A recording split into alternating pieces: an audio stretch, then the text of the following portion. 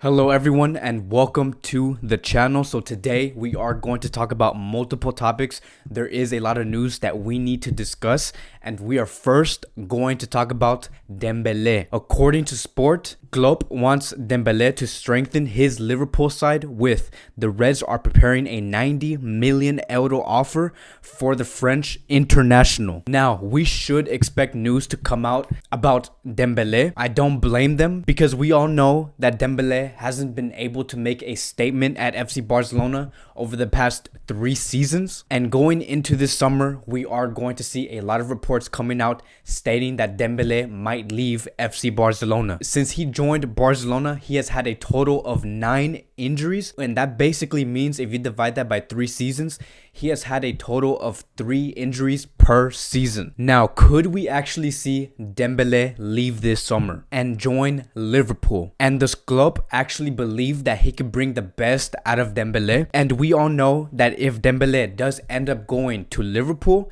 that will be a blockbuster move. It would be a pretty exciting move for Liverpool, but it's going to be very disappointing for the Barcelona club and the Barcelona fans, because we will end up being in a position where we're going to ask ourselves and say, Dembele could have been this player for us, but he was never that player. So it would be very disappointing. And another report came out by Sport claiming Barcelona declared Dembele non-transferable, but Liverpool are ready to pay 90 million for the winger. Barcelona paid 120 million for this transfer in 2017. Now, this is where things start going a little bit sideways. So as we continue to read, Liverpool coach Klopp is in love with his game when the two were at Dortmund. That last sentence right there really killed it for me, because when they said when the two were at Dortmund, they're basically saying that Klopp loved the way how he managed Dembele, and he loved how Dembele played for him. And if we look at the recent history, right, if we look at the past 6 to 7 years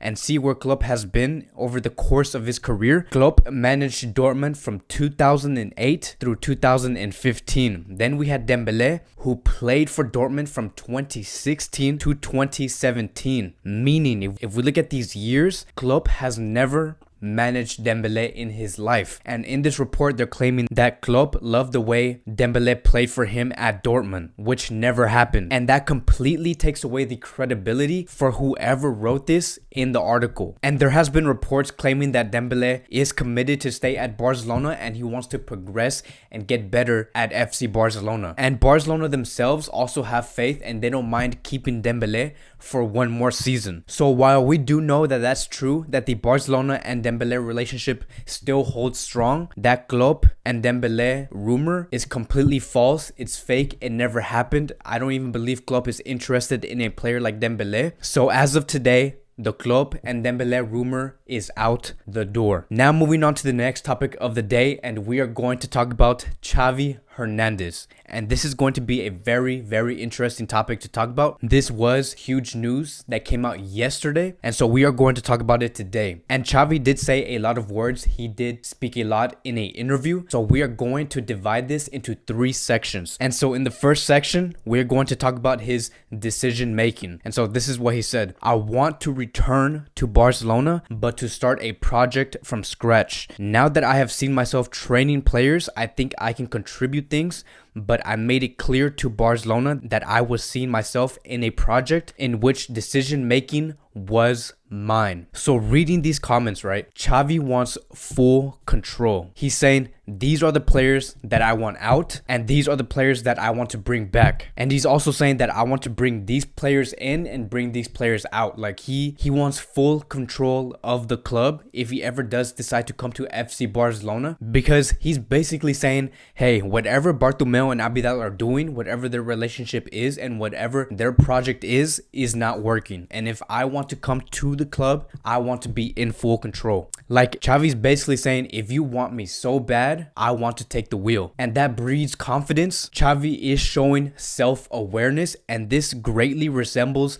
Guardiola when he first came to Barcelona in 2008. He came into the club saying, I want these players out, I want these players in, I want you guys to scratch out that project that you guys currently have, because I am here to bring a new one. And I always, and I know every Barcelona fan in the world will always welcome a coach like that, someone who is confident, someone who can stand firm on top of their feet and say, this is what we're going to do and this is how we are going to end. Now moving on to the next section on what Xavi said. He said this: I would like to work together with people in whom I have confidence, with whom there is loyalty. There cannot be any toxic near the dressing room. Think about Carlos Puyol or Jordi Cruyff. I don't have a bad relationship with Bartomeu. I get along well with Laporta. I am friends with Victor Font. So right out the door, I love how Xavi's being very specific on who he wants to bring and who he wants to see at the club. And he's also addressing that he does not want any conflict within the club, meaning he doesn't want to see players ask for Neymar. He doesn't want to see those social media posts on Instagram, Facebook, wherever they popped up. And he also doesn't want to see the president go into the dressing room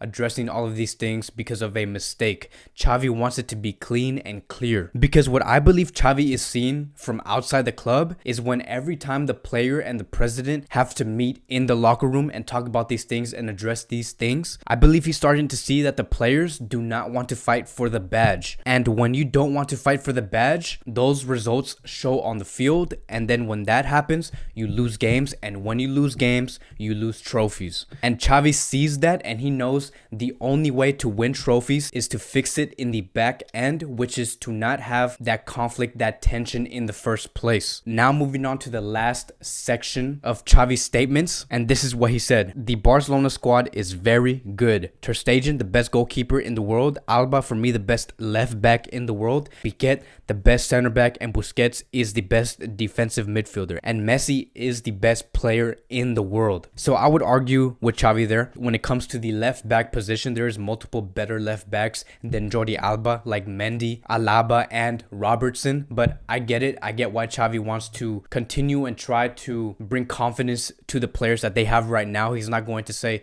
Alba is the third best left back in the world, and Xavi wants to keep that close connection. Then he went on and continued to say, and then there's also Suarez, De Jong, and Arthur. For me, they seem like footballers who can help Barcelona win for another 10 years. The base is very good. So again, Xavi is bringing confidence into the current squad that Barcelona has right now, which is very good. He is showing a form of leadership, even if he's not taking part of any position in Barcelona. But then this is where things get very, very interesting. In his last statement, he said, for this current Barcelona, I would sign wingers, players similar to Neymar, Sancho, or Gnabry. And so seeing that right there, Xavi does see a hole leaking in this club. When we are talking about the squad, he is saying that Barcelona lacks wingers. And we know that Barcelona is in a desperate need to find a winger, a world-class winger. Because at the moment, Dembele is injured. Messi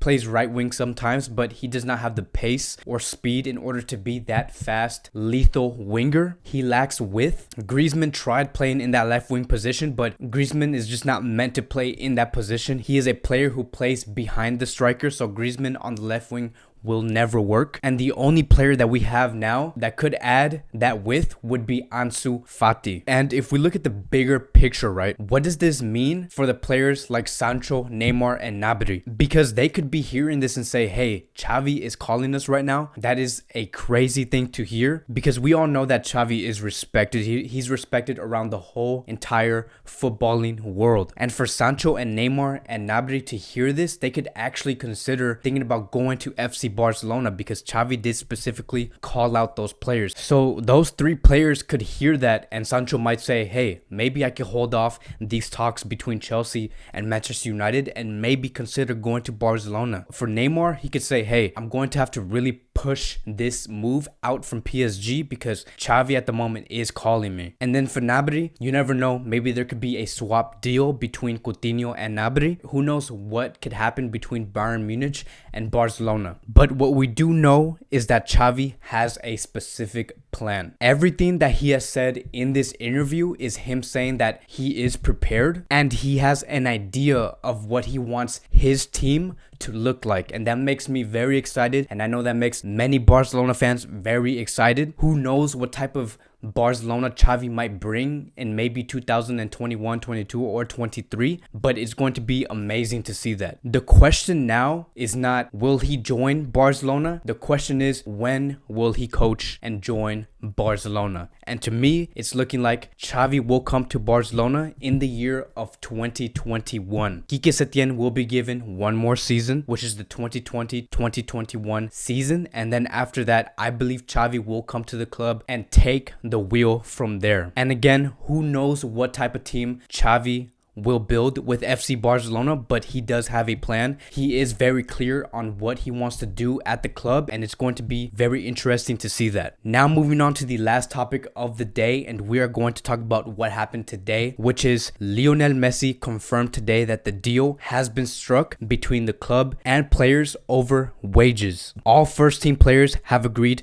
to a 70% wage reduction. So over the past few weeks, there has been discussions for Barcelona to reduce their wages because the club was losing money because of what has been going on around the world, and because of that there hasn't been no match day, meaning Barcelona cannot play any games, and when you don't have games being played, you lose income, and the club started losing income. So today, Messi did make a statement, and he said this: the time has come to announce that apart from the reduction of 70% of our salary during the state of alarm, we will also make contributions so that club employees can collect 100% of their salary while this situation lasts. And over the past few days, there has been many rumors of having the Barcelona players and Bartomeu exchange words and have this tension, and people were asking, what's taking so long? Why doesn't Barcelona want to give up 70% of their wages? And people were claiming that the players did not want to give up 70% of their salary, which made the players look very bad from a fan's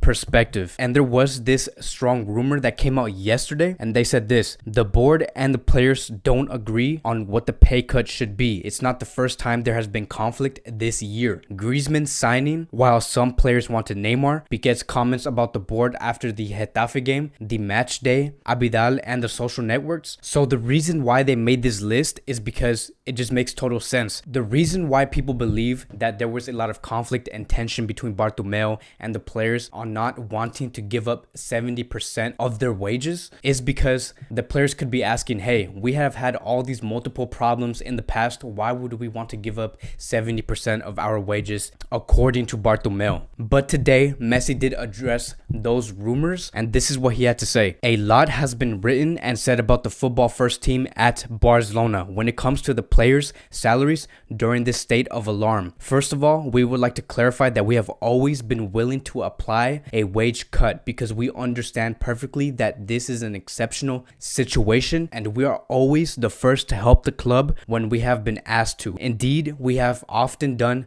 so on our initiative in those moments in which we have considered it important or necessary. For that reason, we cannot help but be surprised by the fact that from within the club, there are those trying to put us under the microscope or apply pressure for us to do something that we have always been clear that we would do. In fact, if an agreement has taken a few days to be reached, it is simply because we were seeking a formula to help the club and also to help its employees in very difficult times. So yes, Messi did address those rumors. He did explain why it took so long for the 70% wage cut, and it's very disappointing to see that Messi always has to address something to the public. And the reason why he always has to do that is because the relationship between the board and the players is completely broken. And when it's broken, and that has been confirmed that it is broken because of what we have seen in the past, it makes it a very easy target for the media to get. And again, that's the only reason why Messi has to make these public statements, because the media claimed that the players did not want to cut